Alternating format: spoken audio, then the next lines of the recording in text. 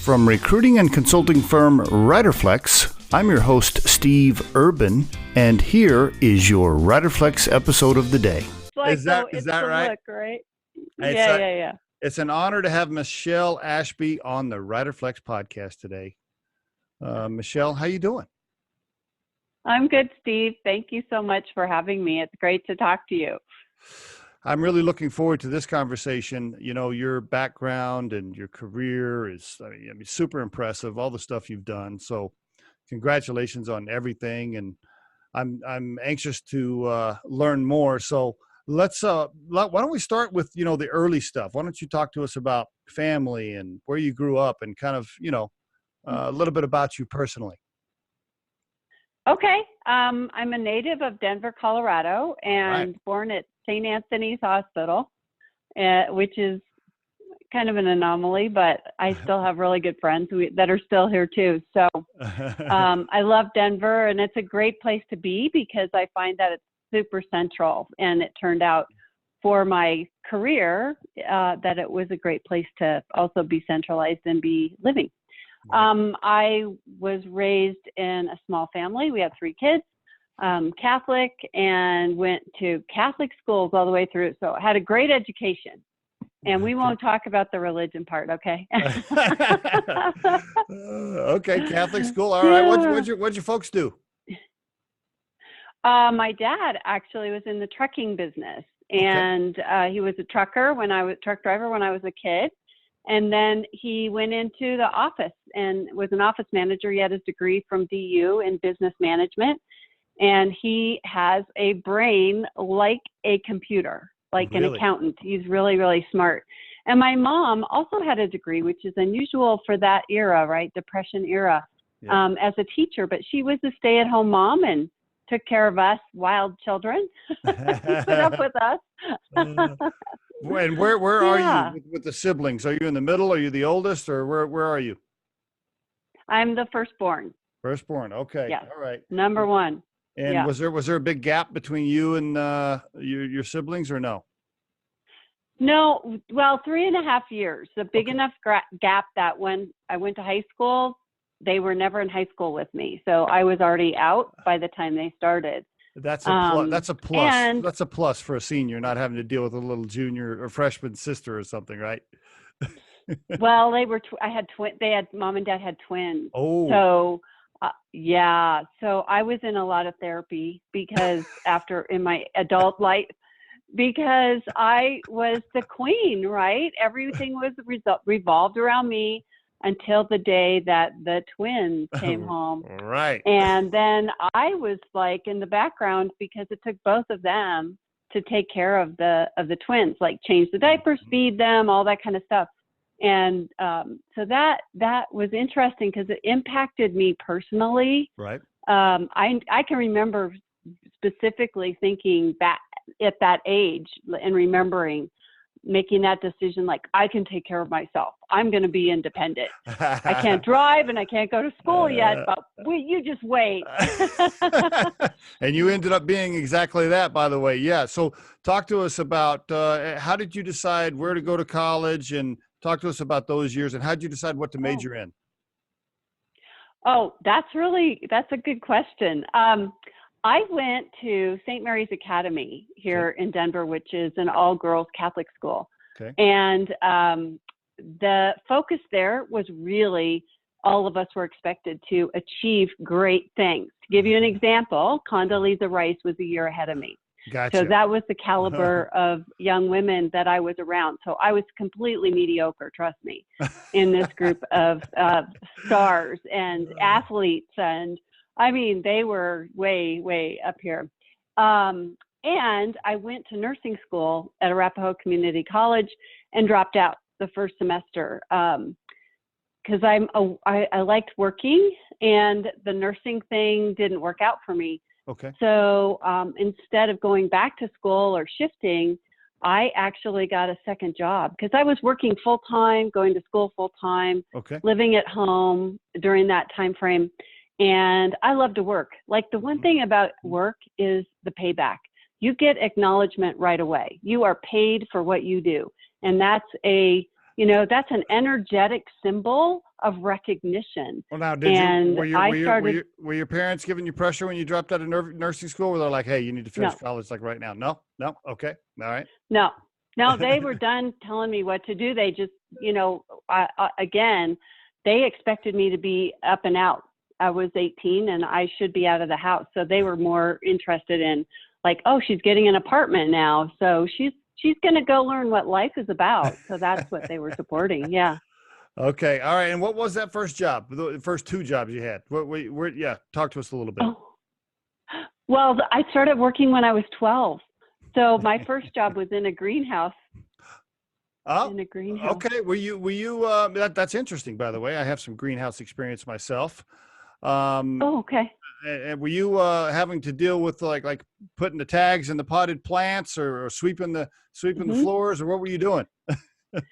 Just budding the carnations and planting mums and filling truckloads full of potted plants to go to, King Soopers and Safeway, all of that. So I worked during the summers and all of my breaks because St. Mary's Academy had tuition, and my parents said, if you want to go there, you have to pay for it.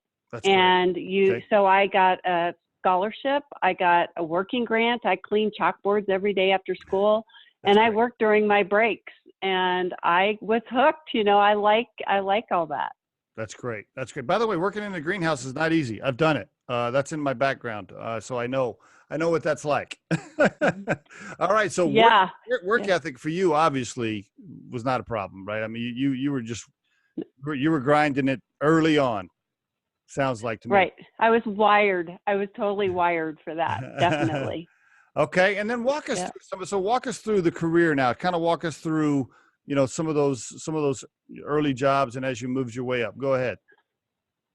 Sure. So after high school and at the time I was working in a retail plant store. Yep. So I continued to be involved in the plant world throughout the early part of my career. Okay. And as I said, I got a second job, and that was in retail. So I loved retail. I was doing really well there.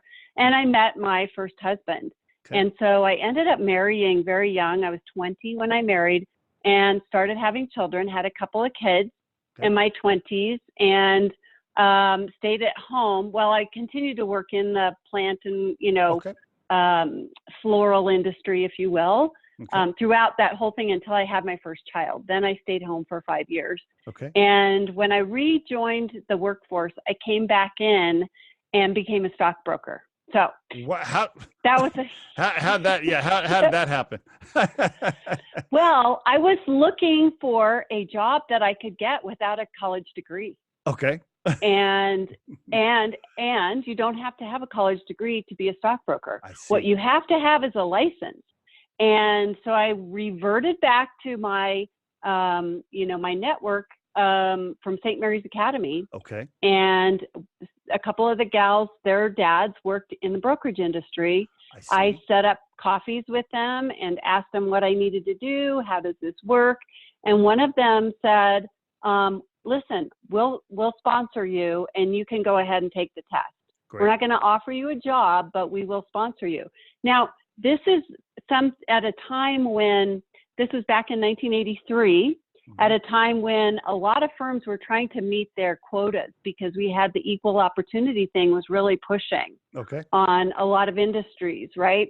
Mm-hmm. And so, and at the same time, I was totally aware of the fact that most women who became stockbrokers really had to kind of do their time as a secretary or working in the back office before they were deemed good enough to be allowed to take the test and to get their license. And being the independent kind of, chip on my shoulder kind of person that I am, I figured out a way to go around that. That's great. And so I went and studied for the test. So they have these cram, sessions that you can take just to figure out how to pass the test. Mm-hmm. So I did that, passed the test the first time, went and did a bunch of interviews, 12 interviews. I had 4 offers. And so I was able to congratulations. Okay. Thank you. I was able to pick what I wanted. And also back in the day, in that time frame, the penny stock market was really hot and really hot in Denver. And so there were a lot of small firms, like you may have heard of Blinder Robinson. No, it doesn't ring a bell to you. Anyway, there were some pretty infamous group characters here in that world. So there were a lot of opportunities. And as I said, because the companies were trying to meet their quotas, they were looking for women to come in and work. Yeah.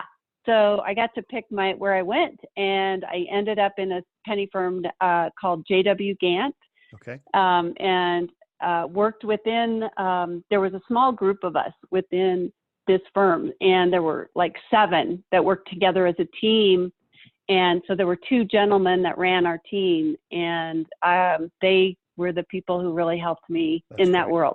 That's great. You must have been great with numbers, obviously. So numbers, math, and things like that, and analysis, you were just super, super fast at, I'm guessing. Yep, I got my dad's brains in that regard, so that helped me out a lot. Yeah. Okay. Okay. All right. Very good. All right. So then you start moving up. You start kind of getting promotions and so forth. Walk us through how. And I think this is great for the listeners. Yep. I was the worst stockbroker ever. My rookie year was pathetic. And I'm so blessed that the guys held on to me, that they saw something in me and kept encouraging me and training me. But here's what happens. As a rookie broker, you are expected to make 100 calls a day, cold calls. Great experience. It's the worst thing you can ever do. Mm-hmm. They had a bunch of clients and accounts that were what they call dead accounts. And they would give them to the rookies and say, call these people and get another 10 grand out of them, get them to buy some stock. So I had a bunch of these accounts, and a lot of them had penny mining stocks in their account. That's how you got tied to the mining. Okay. I was wondering on your profile. Okay, go ahead. Sorry, I didn't mean to interrupt. All right. No, that's good. Yeah, that's right. So in talking to these clients, they'd say, hey, well, I want to know what's happening with ABC Gold Company. And I would say, I don't know what's happening with ABC Gold Company, but I will call them and I will call you back. So I call the president of the company and get an update, and then call the client back, and started building relationships with clients. So although it looked like I was a bad broker in the beginning, I was really taking the time to build relationships and specialize, and really get myself in an area, because I wanted to be one of the best top 10 brokers in the mining sector in the country. That was my goal. So that's where I headed. And I learned so much from these clients, because people who invest in mining stocks typically are gold bugs, and they have a different philosophy about how the economy works. Some of them could be called conspiracy theorists and that type of thing. And I was attracted to that, and I really enjoyed it, and decided that's where I was going to focus. Okay. All right. By the way, relationships have come up a couple of times. I just want to pause for the listeners in case the listeners didn't notice it. The relationships that you had in college gave you doorways into people to get the stockbroker job. And then the relationships that you built while you were there opened up doors into the mining industry, right? I mean, relationships, you've mentioned it a couple of times right here. And I just want to emphasize for the listeners, it's critical. It's critical. If you're smart, that's cool. If you work really hard, that's cool. But it's also about relationships.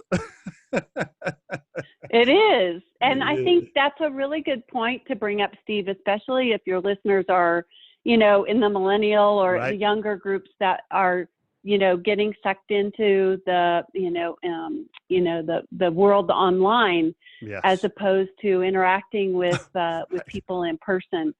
It's really the essence of how to succeed. It's not what you know, it's who you know. It really is. It's how business is done. I try to express that to my 30 and 25-year-old sons all the time. I'm like, business is done face-to-face in relationships, and don't text me, just call me. Right. Yeah, exactly. Anyways. Then once you have the relationship, you can text and do all that stuff all you want. Right. But you have to take the time to to do the relationship. So yeah, so that's how I got into the brokerage thing. Then Gotcha. I became one of the top brokers in mining, recognized as a speaker, and I got lots of referrals. And I no Awesome. longer had to cold call because my reputation then drove the business toward me. You That's know, great. people knew who I was and they wanted to work with the best, and so they would contact me. Gotcha. Okay, very good. Yeah, Okay, all right. And yeah. you're living in Colorado this whole time. I'm living in Colorado this whole time. I'm traveling up to Canada quite a bit because a lot of the mining companies that are publicly traded are in Toronto and Vancouver, and their projects are all over the world. But yeah, I'm staying mostly in Colorado, and along the way, realized that there was a need and opportunity where to form a trade association for the gold mining industry and market them to the investors. And so I founded the Denver Gold Group, and that started in about 1988, and we became official in 1989, and I was there for 18 years. Wow. And my Rolodex then, blew up. Your Rolodex blew up. It blew up. Now let me ask real quick, so for the people, just so they understand. So you thought you saw a need. You didn't think investors were paying attention to the mining group in Colorado, or why was there a need there? Well, here's the thing, because I would keep in touch with the CEOs of companies I was a mining analyst. So I was constantly talking to them and getting updates on their companies. They were complaining that they were having a hard time attracting capital to themselves. And this is in Denver and in the United States. At the time, Denver had about 85 small to medium-sized mining companies based here. I believe But when I would go to Canada, when I go to Canada, they had no problem raising money. But I could see the difference because I am the third party. I'm the observer, right? And I'm at an arm's length, and I can see, wait a second, the Canadians know how to market themselves. They're putting together beautiful brochures that they can mail to you. They're they're showing up at conferences. They're telling their story. They're harassing people right and left, and they're getting the capital. Whereas when I would call one of my local guys and say, I need info on you, they would send me a dog-eared 10K with coffee stains on it 2 weeks later.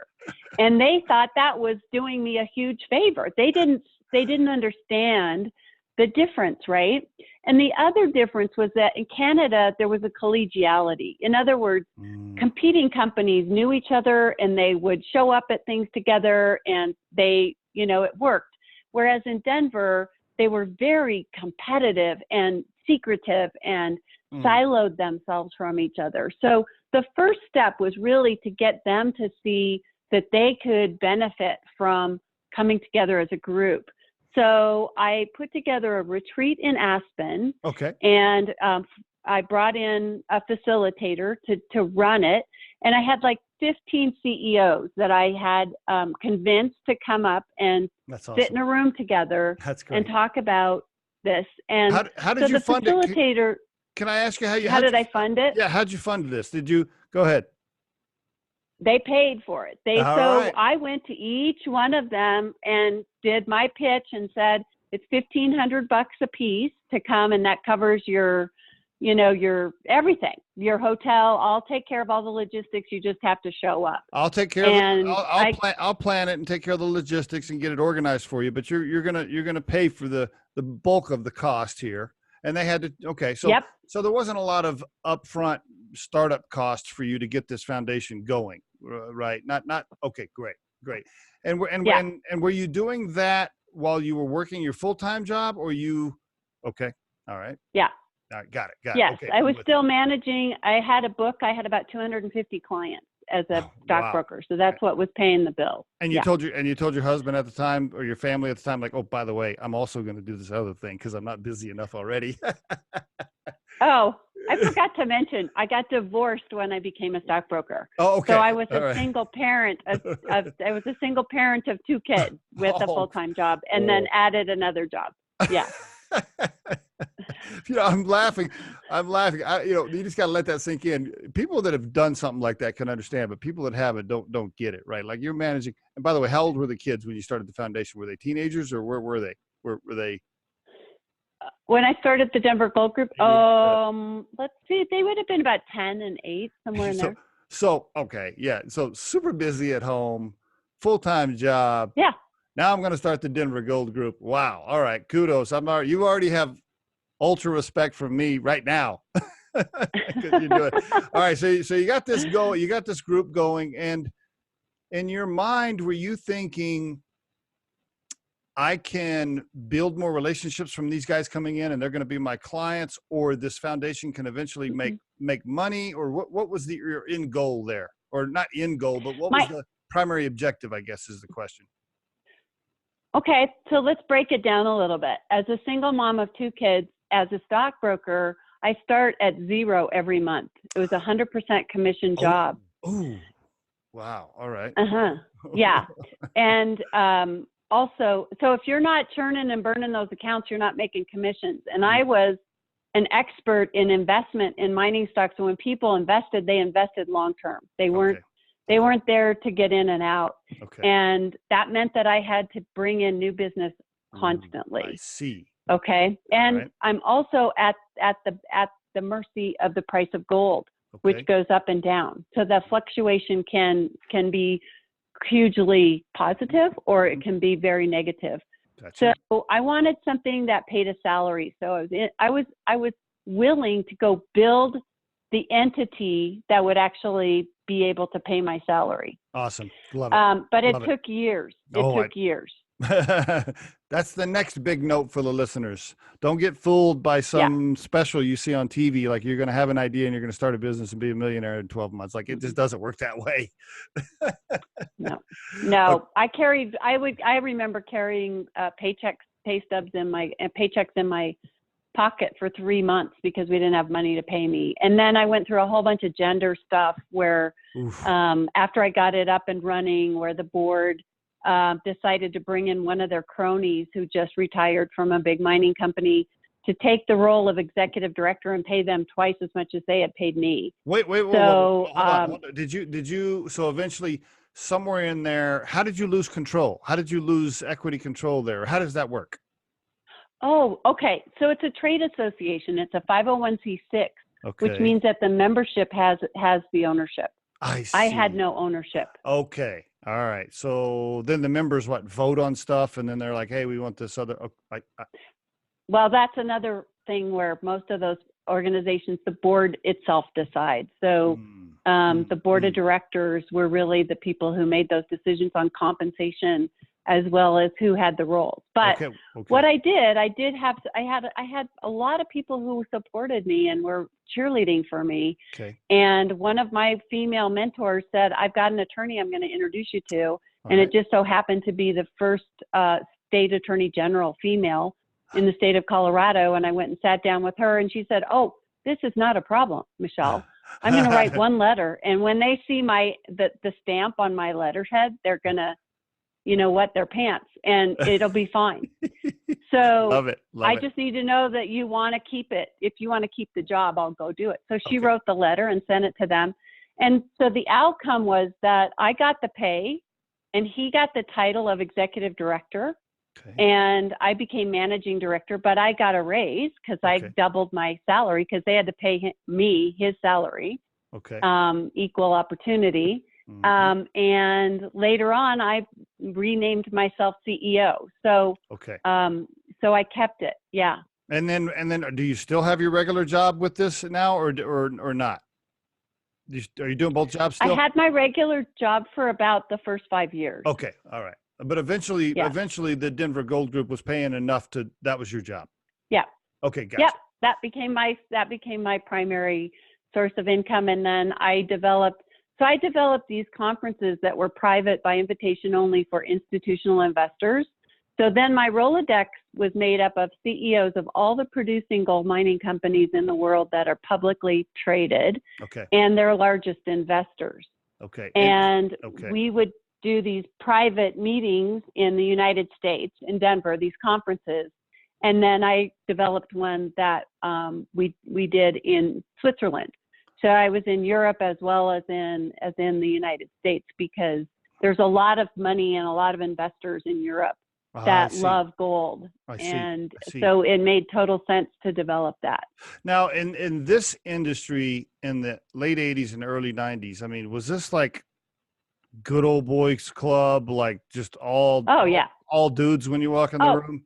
I mean, all dudes. Yeah. So I was in two male-dominated industries. I was in finance and mining. And like my first mining conference I went to, there were 600 guys and me. I was the only woman that wasn't serving drinks. Yeah. That is, wow. I mean, that takes guts and a lot of determination and a lot of bravery. I could use all kinds of words.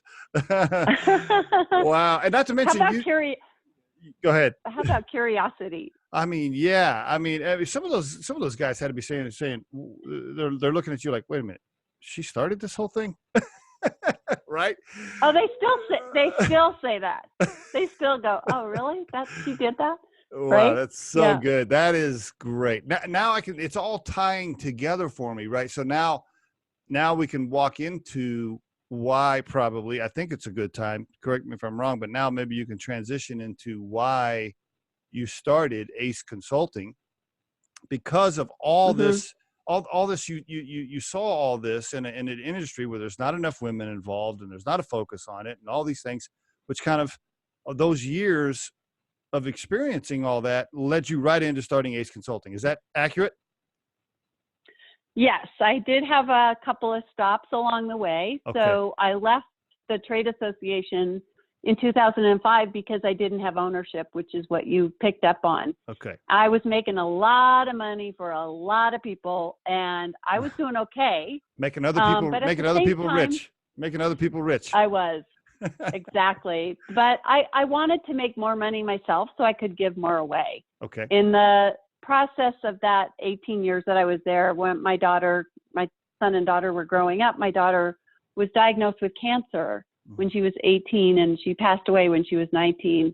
And I formed a foundation to raise money for research for the type of cancer she had, and realized that if I could write bigger checks myself, I could move it faster.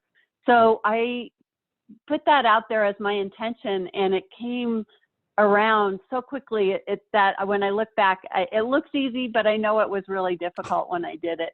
So I left my cushy job that I could have been there, until the day I wanted to leave, and started over in the basement of my house with a computer and a filing cabinet, and took that model I built of all these these private conferences.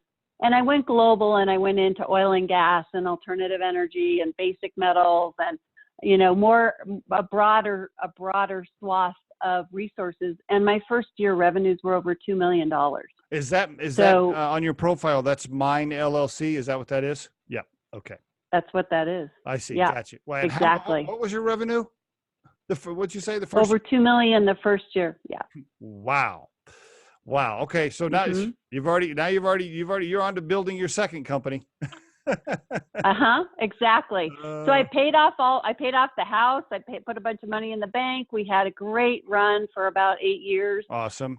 Because while everybody else was suffering from the Great Depression, the metals prices were going through the roof, and we were doing amazingly. And so my revenues were between $2 and $4 million for 8 years. Wow. And then we're 7. And then the resource markets topped and started to correct. And then the writing was on the wall. And I've been around enough to know like these trends of up and down. And I was like, I'm not going to leave my winnings on the table. I'm going to take them. And so I closed Mine LLC, which is, that's a whole nother conversation about the what it takes to close a business. It's easy to start one in my mind. It's way harder to close it. That's a great point. That's a great point. We should do another podcast on that, because I haven't talked about that topic on any of the podcasts. And you're right. That's a whole separate deal. How many employees did you have? I had 4. Okay. All right. Yeah. It wasn't a lot, but it was still heart wrenching. All right. Anyway, so quit that, and then I went and got a job and worked for somebody else for 2 years as a consultant. Was that difficult? I was ready. Was that difficult after running your own thing all those years, being an employee? Was that like, oh, this sucks? I mean, Well, Steve, I was so exhausted. I don't know about you, but I think maybe other entrepreneurs have maybe have shared that with you, is where they just, and I intentionally, I was like, I'm going to go work for somebody else for 2 years and let them have the headache of making payroll and, so-and-so doesn't want to do this and blah, blah, blah. People management. I always tell people, Michelle, I always say, look, it's easy to just go get a W-2 job. That's easy. I mean, I hate to bust anybody's bubble out there, but it's easy to just go be an employee. I mean, unemployment's like, 4% or something. So just going to get a job is no big deal. You can go do that, and you can just be an employee, and you can get off work at 5 o'clock, and you can come home, and you can watch your little TV shows and not stress out about anything, and get up the next day and go to work. That's easy. It's a whole different ball game to be a business owner. Yeah, it is. All right. So that was my break, was to go work for somebody else. And I did that for 2 years. Yeah. Okay. So now we can start talking about where the board stuff comes into play. Go for it. I was invited to my first board of directors in 2005, and it happened to coincide. Thank you. It happened to coincide with my departure from the Denver Gold Group. Okay. And I had no idea it was coming. I didn't ask for it. I was invited, and I have been invited to every board that I've been on. So far. That's awesome. So anyway, fast forward to 2016.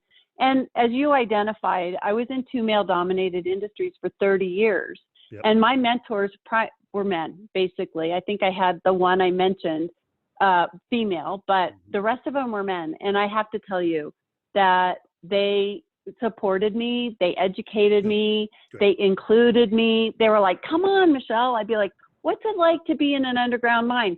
Well, let's go on a mine tour, and we'll invite you. And they'd take me, and and they were like my big brothers. Like, they were protective of me. They were very respectful. Right. I just had the best, awesome. Did I have guys that didn't like me or like what I was doing? Right. Of course. Yeah. I mean, I call them I had my haters, but men, everybody unlike, does. Men, unlike women, are objective, and they'll tell you. And they would take me to lunch and go, hey, Michelle, I don't like you doing what you're doing, so stop it. And I'd go, well, I don't want to stop it, so let's just call it, call a thing a thing. We don't have to like each other, and we'd go our separate ways, So and that's cool. And I can relate to that. Yep. So my male mentors, I watch them climb the corporate ladder, get on 3 or 4 boards, retire out, and play golf. And they're making, they're working part-time because the board meetings are only quarterly. They're traveling around to go to their board meetings. They're making $500,000 a year. They got stock options. And that's where I thought I was headed. I was like, that's my future. That was your goal. And by the way, let me take a quick pause right there, because a lot of listeners probably don't know this. I don't know if most is the right word, but for most medium to large size companies, if you're on the board, you're going to be compensated in some way, whether it's equity plus some compensation or whatever. There's ways to make money being on a board for medium to large size companies. Now, if you're on the advisory board for Riderflex, you're just volunteering. But if you're on the board for bigger companies, yeah, you can make money. And so and it's a great goal as you get older and more senior in your career. It's a great way to, like you said, be involved part-time, make a little money, be able to play golf and go fishing. So I totally understand your objective and your goal there. Like, okay, I want to do that too. Right. So go ahead. Right. Yeah. So throughout my career, while I was working full-time, I did sit on about 5 boards. And I still am I'm on 2 right now. So I've been on six corporate boards to date. So I ended up with what they call a portfolio, which is a fancy word for your, you got a bunch of them. And I was like, okay, it's time for me to go get on 3 or 4 boards and do my thing and go skiing, because that's what I want to do part-time. Okay. And along the way, this was in 2016, there was a lot of media coverage about the fact that there weren't enough women on boards. And I was a little baffled, to be honest with you, because I assumed that there were other women like me who were also, you know, very active in their own industries and very recognized and being invited. And so I started asking questions. And because I really didn't know a lot of women in business, and I traveled so much during my career, my Rolodex in Denver was pretty awful. I decided to intentionally meet a bunch of women who are leaders in the Denver area, and men as well, because I was building my Rolodex over again. Yep. And so I had about 200 meetings with women over 18 months. Wow. Okay. All right. And you're reaching out to them. And when you're reaching out to them, you're saying, hey, I just want to connect because, or did you? So-and-so told me I should know you. All right. And did you have in your mind at the time that you wanted to start this ACE consulting training, or that wasn't planted in your head yet? Okay. Right. No, the last thing I wanted to do was start another company. Right. Okay. But you're having these relationships, you're meeting these awesome women, you're kind of doing your thing. All right, go ahead. Yes. And they are blowing my socks off. And what I realized is here are the 3 questions I asked them. Why aren't there more women on boards? Why aren't you on a board? And tell me what happened in your career. Kind of like what you're doing here with me is getting a sense of who I am and my background and what I've accomplished. And through those conversations, I was just like, I couldn't believe it. But I also, you know, like I had this file of notes that I kept, and the file, I called it Super Women, because the competency levels were huge, and yet their competence in some regards was not matching their competence. And I could see gaps that they had around why did I get on a board and they didn't get on a board. That's what I was looking at. But still, I wasn't at the point where I was saying I'm going to go teach anybody. But you probably met people and you were probably thinking, man, Sally would be great for ABC board. You're probably already connecting those dots, I'm guessing. Okay. Yeah, what I did was I decided, hey, it's fine for me to get myself on a board, but I should probably help someone else. That might be nice, you know? Yep. So I got in touch with the Colorado Women's Chamber, and they had a thing called Board Bound. And I became a mentor. They assigned me a mentee, and we worked together for a year. And through that process, I realized, you know, and she did too. She was like, you're really good at this, you know? And so that was kind of this planting the seeds of maybe I could teach. I go back to my analytical self and I start looking up online how many programs are out there for women only. Let me guess. None. 2. There was 2 in the country. Well, that I found that were of, you know, caliber. Harvard and Kellogg. Wow. And oh, by the way, when you fill out the application, you have to be in the C-suite of a significant company, not your own little. No, you had to be a CEO. Well, that doesn't make sense, because most of the time, if you are the CEO of a company, you're already on the board. Right, and you are tapped for. I mean, all these female CEOs, because there's only 4% in the Fortune 500 are women. Is that still the stat today? Is that the stat today? Well, it might be a little bit different, but it's pretty darn close. There are more CEOs named John than there are female CEOs in the Fortune 500. That's really embarrassing for us to say as a country. I mean, really, that's embarrassing. Seriously, sad, embarrassing. I don't know what other word I can use. Okay. I actually did not know that was the stat. Wow. That's holy cow. All right. So you see this need and you're like, well, okay, I see an opportunity. I can give back. I can help. I'm still going there. All right. Yeah. I'm still going there. And I also belong to a peer advisory group. So I am a member of a group that we meet once a month. Hopefully a lot of your listeners are parts of mastermind groups or something that they do for themselves. Yep. And what I like to say is that we work on our business during that time every month as opposed to in our business. So true. Yep. It really yes. Yep. As well as getting, input from people who are not even close to our industry and can see us from afar. So I agree. Can I just take a pause for the listeners? I think that's a great tip that you just gave right there, and I want to emphasize it. If you're a business owner or CEO, even if it's a small company, whether it's YPO or Entrepreneurs Organization or whatever, I mean, there's lots of different groups you can join. It is important to be involved in some kind of group like that because, and you said it perfectly, I haven't heard it put in those words, but it will force you to lift your head up a little bit and work on your business instead of in your business in the weeds. Great point. I just wanted to emphasize what you said there. Go ahead. Sorry. Yeah, no, I mean, that's the whole point is right. How do the value that we're doing here is to share our wisdom and our experiences so that hopefully that helps someone else. Exactly. Anyway, one of my peers said to me, because we were talking about our topics and I called this my woman thing. And he goes, tell me about the woman thing.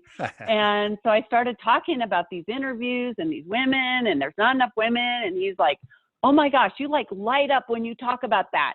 You should do something about that. Okay. And that turned the switch on. Okay. Because then the question in my head went, if I were going to do something about this, what would it look like? Okay. And that's where it just took form. I literally woke up in the middle of the night, could not sleep.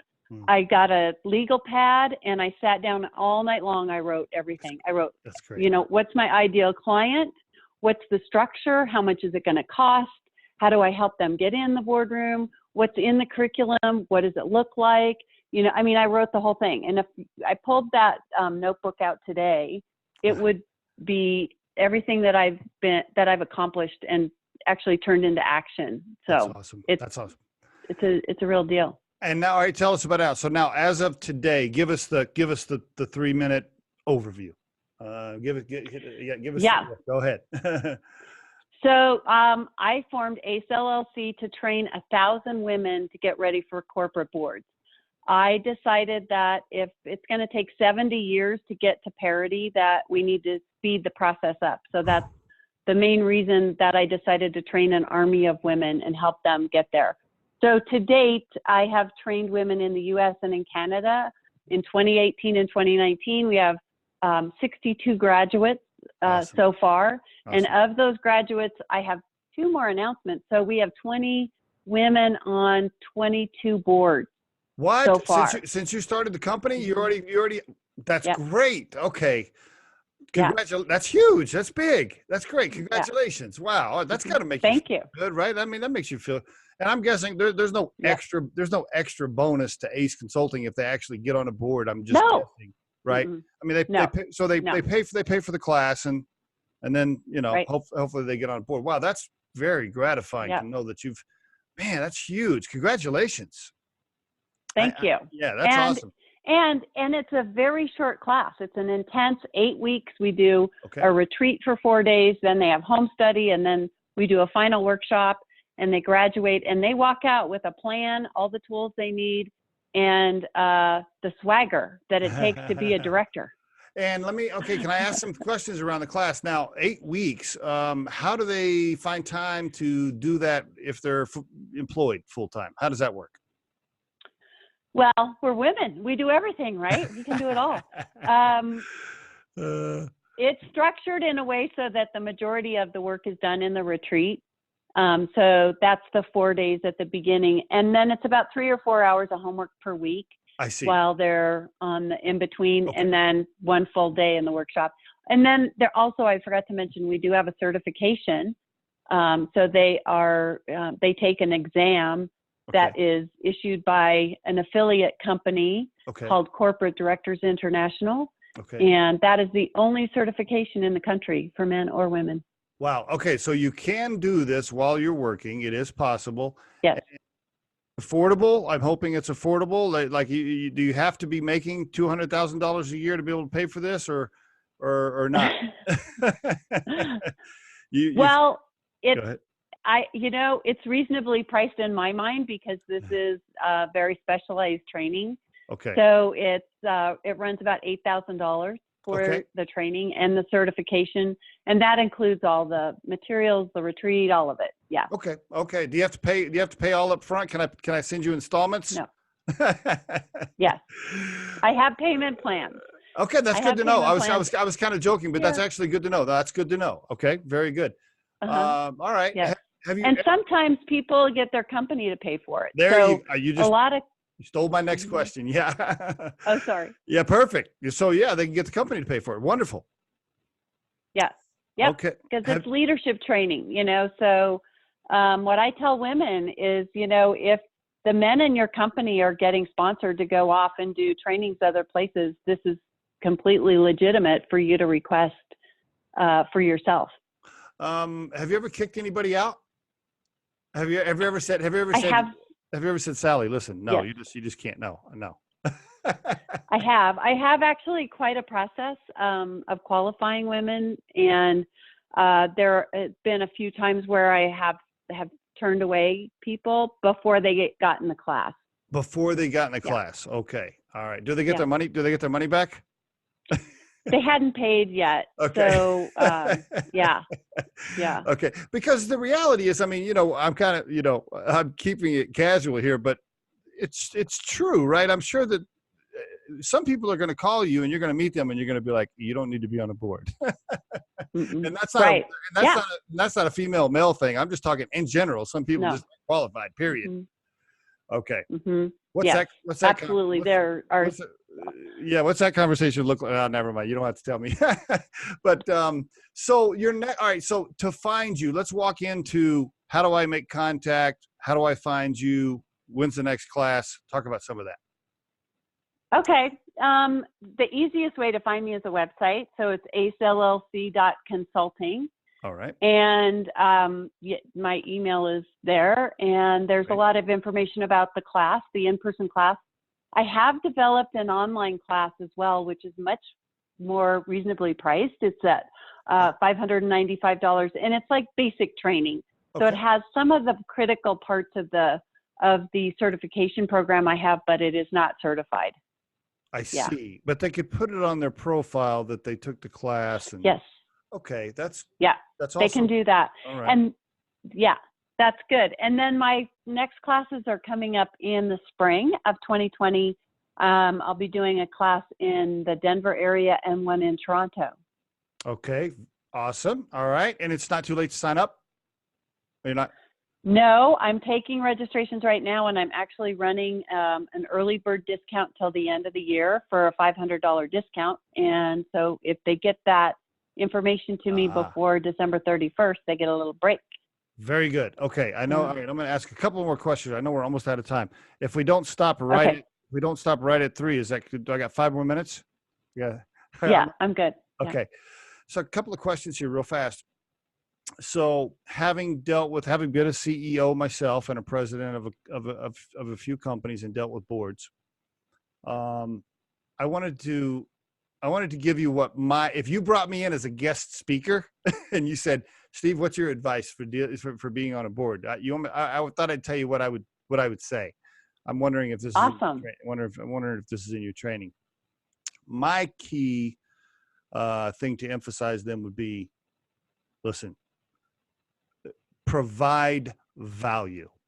Just provide value, and make sure the value is real. Don't just go to the board meetings because it's cool to hang out at dinner the night before and hang out with your buddies and then not look at the material I sent you ahead of time and then come to the board meeting and ask me questions that's already in the material because you didn't look at it. And then just ask a couple of questions because you need to make it look like you're participating in the meeting when you're really not. And, don't be that kind of board member. Be the kind of board member that challenges in a good way the CEO and offers them really good insight and advice and makes the CEO walk away and go, wow, that is a good point from Steve. We should think about doing that. Like, that's a great point you brought up. Like, Mm-hmm. that's a good board member. And and out of Mm-hmm. all the boards I've dealt with, I'll just tell you, 80% of them are not like that. 80% of the board members are not like that. And usually I always knew when I went to a board meeting, I'd be like, okay, Mary and John. I know I got to be prepared for Mary and John, because they're going to challenge me, and I better be ready. And they're the ones that made me a better CEO. And so anyway, I'm rambling a little bit, but that would be my advice. I don't know if you want to Mm-hmm. comment on any of that. Well, I think you are spot on. And, I hear this a lot from other board members. I've been very fortunate in all the boards that I've been on, where I feel like, the other members of the board have been pretty active, but I could cite some situations where that wasn't the case. Yeah. And I could even admittedly say that I've come to board meetings without being as prepared as I needed to be, because I was working and running my own business at the same time. And it comes down to a time constraint. But, the governance issues have increased so dramatically, especially if you're in a public company board, as to your risks as a board member are pretty high. So you dang well better come together. And there's so much more scrutiny, right? Shareholder activists are watching. There's so much more information in the public domain that people understand what goes on or what should happen in a board meeting. So, but what I really like about what you said in your, sharing with us that the fact that you were like acknowledging, wait a second, the better board members were the ones who actually did challenge me. Yes. Because that's a difficult thing with the board, especially in the beginning when you're a new member, to, approach the CEO and say, it takes a while to build those relationships. And again, we use that word to be a trusted advisor and focus on that. We're not talking gender. We're talking about the issues at hand. Exactly. And that's the way I've always approached my business. Is like, I'm a business nerd and I can talk to you all day long about business because I love it so much. And I think that's the way I go at things. And that makes sense, right? I really love what you're doing. And I just want to tell you how it's affected me just recently. And this is super genuine. Like, I really mean what I'm about to tell you. So, even I think, I'm hoping that there's not a lot of companies out there that purposely say, I'm going to make my board member all guys, and I'm never going to have a woman on my board. Like, maybe there are some companies like that, but I hope not, or at least I hope that's a very, very, very small percentage, and shame on them if there are. What I think happens more often is what happened to me. When I started Riderflex, I was like, I need some advisory board members, because I need some help. And so I just called all the people I knew, which all happened to be guys. And so the next thing I knew, I got 8 advisory board members on my website, and they're all dudes, and they're all 55-year-old, white guys. And as I was developing it, at the time, all I cared about was, man, who can I get to? Oh, Tony will be on my board. Let me call Tony. Let me call Scott. Let me call Cliff. I'm just calling the guys that are in my network. I wasn't even really thinking about it. And then, recently somebody pinged my website. We were recruiting a female executive for a CEO role. Our firm, Riderflex, was recruiting somebody, for our client. And she challenged me. She said, hey, by the way, your advisory board members all middle-aged white guys, right? And I really, and I'm like, oh my God, yeah, it is. And then all of a sudden I was embarrassed, and I'm like, oh my God, it is. And then somebody gave me your name, and I saw what you were doing. And then I immediately told my team, I'm like, okay, this has got to be fixed right now. We got to work on fixing this.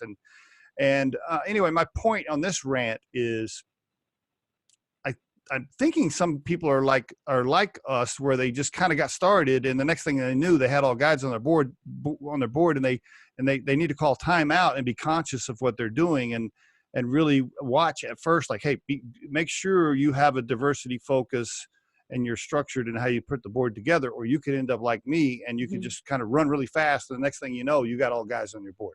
That's what happened to me. And now I'm a hell of a lot more conscious about it, especially after studying your profile. And so we're working to fix it. Anyway, I just wanted to tell you that you've already had an effect on me, and we're already working to correct some of that. So, well, good. Thank you for your, for being authentic around that. I think that's super powerful for you to say that as a successful businessman, because, I could say it all day long, but it wouldn't be heard. And I agree with everything you said. To me, it makes total sense. And I say that to women. I'm like, when they get kind of where they're pushed, this isn't about man bashing at all. Yeah. And I love working in men's world, and that's where the power and the money is. So that's where I trained myself to be successful. But it's really, it's really great that you are able to articulate that and share that, and I really appreciate it. And by the way, the most powerful, we actually do have one female on our board, and she's actually the most powerful board member, and that would be my wife, Kim. If you want to know who the real power player is, it's the one that when I sat down with dinner, she's like, "Hey, why aren't you doing this? Why aren't you doing that?" I want to meet her. She's awesome. She definitely lets me have it when I need to. So yeah, good. Michele, congratulations on your career, on everything you've done, and for starting your third business now, which is not easy. And the third one you've started really is going to make a difference in people's lives. I mean, you've already placed 20 something women on boards. I mean, that's really outstanding. It's, you're making the world a better place while you're making money. And if you can do those at the same time, you've reached the pinnacle of success. You can make money for yourself and you can help others. It's a beautiful thing. That's right. Well, what I figured out in this round is has been a huge shift personally, which is that I was focused on just getting myself into those bigger, more successful roles. And now I'm focusing on all of them. That's and awesome. I am their champion. I'm their cheerleader. I think the world of them, and I want to see them succeed and go out and accomplish the things and reach these pinnacles themselves. It's such an amazing feeling to be in that role. And I feel so honored. And I really feel lucky to be here, actually, to be doing this. It's an awesome thing you're doing. Congratulations. Really appreciate you being on the Riderflex podcast, Michele. Thank you so much. I look forward to meeting you in person soon. Okay, let's do that for sure. All right. Take care, Michele. Okay. Bye-bye. All right. Thanks, Steve. Bye-bye. Bye-bye. The Riderflex podcast features entrepreneurs, business executives, and the stories behind how they got there, as well as daily tips on career advice and job interviews. Our show can be heard just about anywhere these days, but you can visit riderflex.com and click on the podcast page to hear all the previous episodes and learn more about the recruiting and consulting services we provide. Contact us at the email address info@riderflex.com or 888-964-5876. Thanks so much for listening, and if you enjoy our show, please be sure to subscribe to our channel and like the episodes.